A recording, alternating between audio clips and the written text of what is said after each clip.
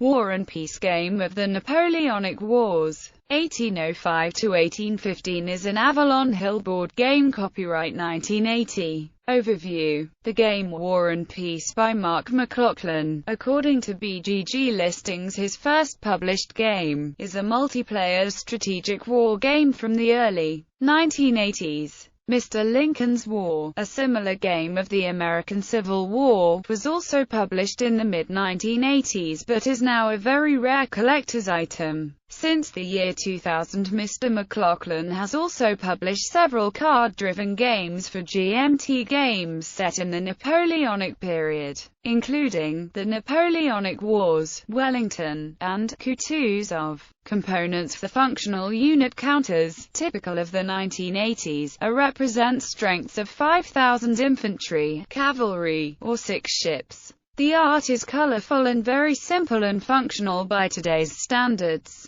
There are around 50 leader counters, which play a key role in the game, as they are needed to move infantry and are rated for their ability in combat. Apart from a handful of incompetence rated 0, most leaders are rated 1. Most countries have a few leaders of above average ability, rated 2. Britain has Sir John Moore, France has Davout, Lannis, Sultan Massena, Prussia has Blucher, Austria has Schwarzenberg and the Archduke Charles, whilst Russia has Bagration, Barclay de Tolly and Kutuzov. Finally, Napoleon and Wellington are rated 3. Most countries have a few anonymous leaders rated 0, who are used to move forces when no named general is available. Bernadotte is represented by 2 counters. He is a French marshal until 1810, and then Swedish thereafter, and is in reality may well find himself fighting the French.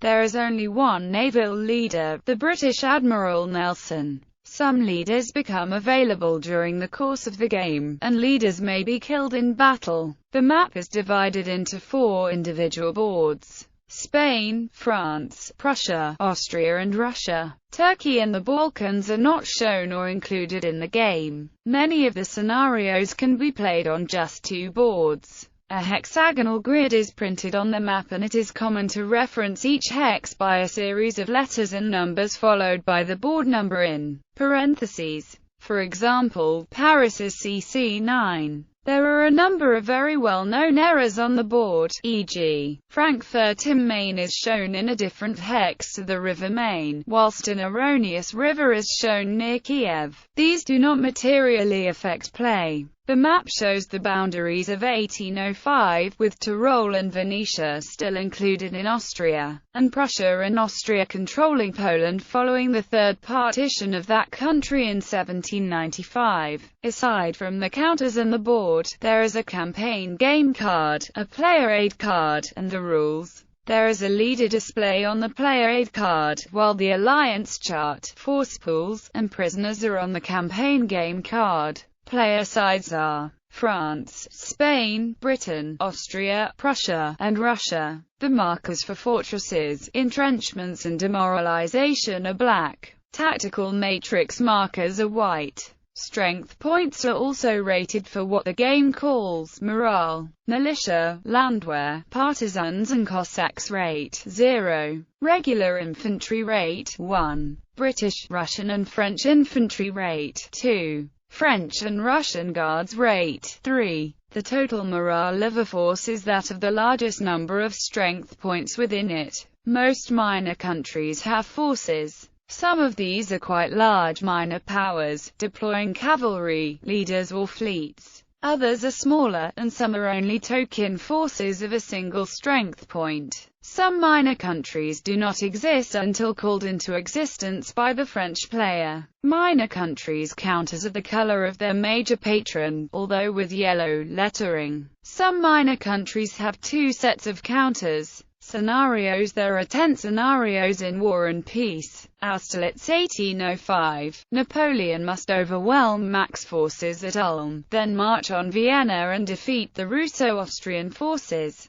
Jena to Friedland 1806-7. Napoleon must overwhelm the Prussian forces in Saxony. but must then conquer the whole of Prussia by the following summer. The Russians can win by holding Warsaw or Königsberg. Wagram 1809. A resurgent Austria invades Bavaria in conjunction with a German rising and a British landing at Walcheren Island. Napoleon, returning from Spain, must defeat all these and march on Vienna again. Napoleon in Russia 1812. Napoleon invades Russia with vast forces which may melt away to attrition by the time he reaches Moscow. The War of German Liberation 1813. For the first time Napoleon has to take on Russia, Prussia and Austria at the same time. The game box describes scenarios 4 and 5 as massive and finely balanced. Napoleon at bay 1814. With the tiny remnants of his army, Napoleon tries to keep the Allies out of Paris. Scenarios 4, 5 and the 6th of May be linked, which gives the French player the option of consolidating his advance at Smolensk instead of trying to defeat Russia in a single year. Waterloo 1815. This scenario is impossible for the French to win, even if Napoleon defeats Wellington and Blucher. He still has large Austrian and Russian forces with which to contend. The rules recommend that the players play the scenario twice, swapping sides to see who does better. The Peninsular War 1808–14. The French marshals try to capture every city from Spanish and Portuguese militia and partisans, the latter aided by the small British army under Wellington. It is commonly held that this is almost impossible for the French to win. The Peninsular War 1811–14. As above, but concentrating on the Allied resurgence. The 10th scenario is a campaign game, which was added as an afterthought to link the scenarios together. This is very long.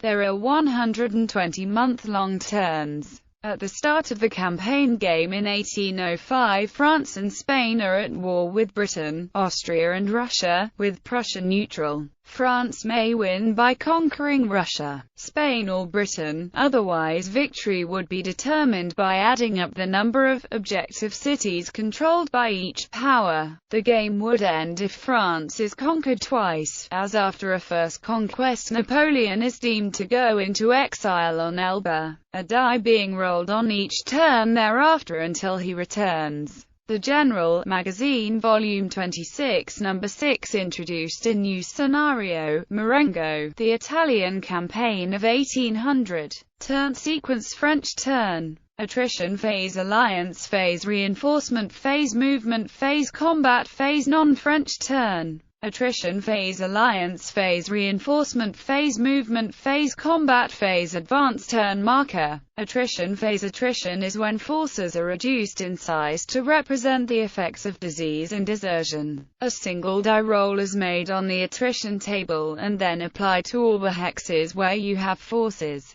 There is a column for every strength value. The larger the force, the more severe attrition will be. But stacks of 5 strength points or less are immune, which rewards players for keeping their armies in core-sized stacks. There are DRMs that apply. If more than one strength point is to be lost, then one of them must be cavalry if there is one in the hex. Neutral countries are immune from attrition, enabling a defeated major power to rebuild their forces until they rejoin the war. Alliance phase. Diplomacy takes place in the alliance phase. This system is used to allow nations to ally with one another. Alliances essentially allow you to acquire the use of another nation's forces. Each scenario has its own effects chart. For example, in 1805 Prussia is more likely to enter the war if French forces cross her territory as Bernadotte did in reality. In the 1812 scenario, a roll in the Napoleon in Russia table can allow the French to gain Austrians, cause Prussian and Austrians to desert, force Napoleon to return to Paris to stop a coup d'état, or postpone more rolls on the table until November 1812. In any scenario, a defeat for Napoleon gives a large modifier to the Allies. If allied to France, a major power may be required to send a small expeditionary force under a randomly chosen commander to aid the French. When there are not enough players to fill out each of the seats in the campaign game, there are rules for automatically determining the outcome of alliances. This is problematic as France receives points for controlling blocks of minor countries, so it is easy to end up with all the continental powers allied to France. An alternative diplomacy table on www.bromard.com can be used instead for a campaign game with fewer than 6 players. The War and Peace kit from Deer Valley is also worth studying. Reinforcement phase production. There are reinforcements in every scenario, but production rules are only used in the campaign game. Essentially, each power receives a number of production points for each controlled production city, normally the capital, in the homeland. Each type of strength point has a different cost in production points. French replacements are increased if Napoleon is in Paris, while Britain may grant production points by sea transport, which increases the chances of the recipient allying with Britain. Some cities, e.g., Prague, may only produce landware. Once Spain and Portugal are at war with France, they may produce large numbers of militia and partisans at any city in their homeland. Movement leaders have a movement allowance of 10 MP, cavalry have a movement allowance of 4 MP, and infantry 3 MP. Although they cannot move without a leader, infantry units can be dropped off but not picked up during movement. Rivers cost an extra MP to cross, making them quite formidable obstacles. You can attempt to increase movement by 1, 2, or 3 MP using force march. The more MPs you try to obtain, the more likely it is that the attempt will fail and you will suffer loss of forces. However, French forces have a favorable modifier which makes a forced march of 1 MP almost certain to be obtained,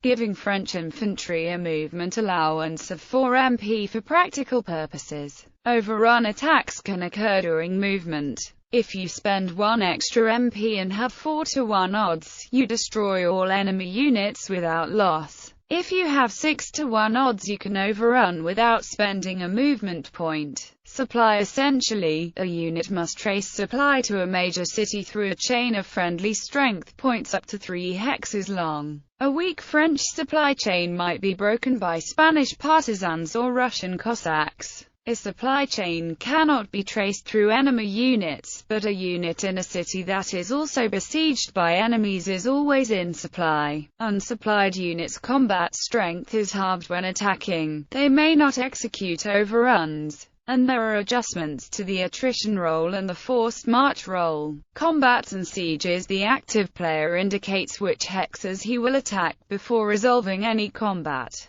If combat takes place in a non-city hex, it is automatically a field battle. A city hex may have a field battle or a siege depending on the choice of the defending player. Once an attack is indicated, at least 1 combat round must be fought. Between rounds, the attacker may attempt to bring up strength points from neighboring hexes to the fight. That unit must be withdrawn from any ongoing combat first. Thus, forces involved in a particular battle may change from round to round. To illustrate this, consider that the French are being attacked by the British in E7 and the Prussians are attacking the French in Lille E6. In round 1, the British fight in E7 and in round 2 the Prussians must fight in E6, but in the next round, the British might withdraw some forces to Prussian-held FF6, which will then be available for Prussia in round 2. Round 2 consists of fights in both hexes E6 and E7, but now the Prussian siege in Lille is reinforced. This can go on for more rounds until one side is completely eliminated or the battle is broken off. If the attacker stops the fight, the defender can counter-attack with the same method. Forces that are adjacent to a battle can participate in the battle without moving to the battle hex. Being adjacent is enough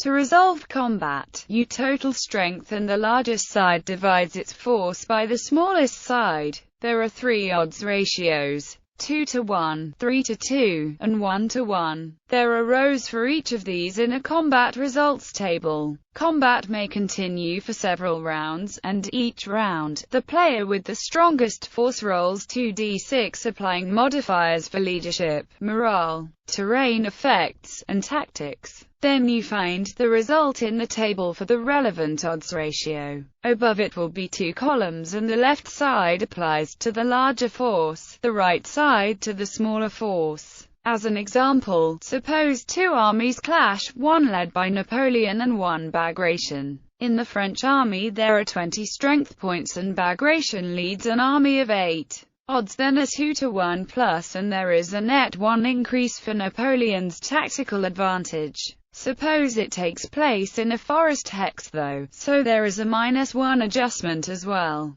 2 dice are rolled and the result is an 8. There is no net adjustment, so the result for 8 is searched for in the 2 to 1 row. The result for the larger force is 1, and for the smaller force, D1. This means that the smaller force is immediately demoralized. The combat loss chart is then consulted. Bagration's army of 8 in the D1 row means 2 SP are lost, whereas Napoleon's 20 lose 2 as well. A D result requires that side to lose at least 1 strength point of cavalry, and the loser must retreat, and must also lose an additional strength point if he is inferior in cavalry to the winner. Sieges work only slightly differently. 6 strength points may take refuge in a major city. A city may be assaulted or besieged. If assaulted, the defender's combat strength is doubled, but a garrison of only a single strength point will still be eliminated if it takes any kind of combat loss, making small French garrisons in the Peninsular War vulnerable to Spanish partisans. If besieged, a player puts a siege marker with a value of 1 in the first combat phase and increases it each subsequent combat phase.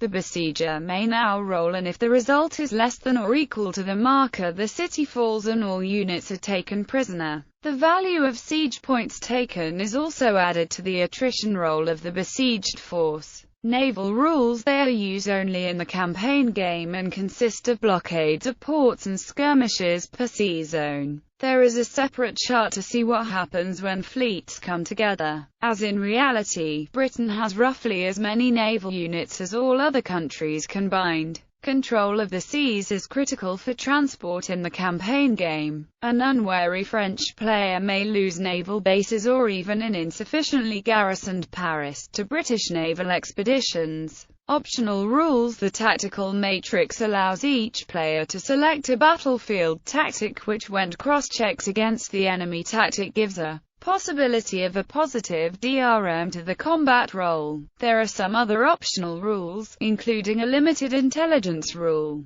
There are also a number of variants and facts on the net. A French force commanded by Napoleon may commit the Imperial Guard to battle for the coup de grâce. The entire morale of the French forces deemed to be 3 for that round of combat, but all losses must come from Imperial Guard strength points. Although this is common, an overstretched French player may decide, like Napoleon at Borodino, that it is better to keep the guard to fight another day. Token forces of British, Prussian or Spanish guards may be added to the game, but these have little effect on play. Reception. R.A. Salvatore comments, "I've played them all and that's the one that had me lying in bed for hours and hours, working up multi-turn strategies for blasting my enemy's supply lines, or creating a back-alley run to Paris. That's the game, with its simple elegance yet multitude of tactics, that offered to me exactly the right amount of information to juggle."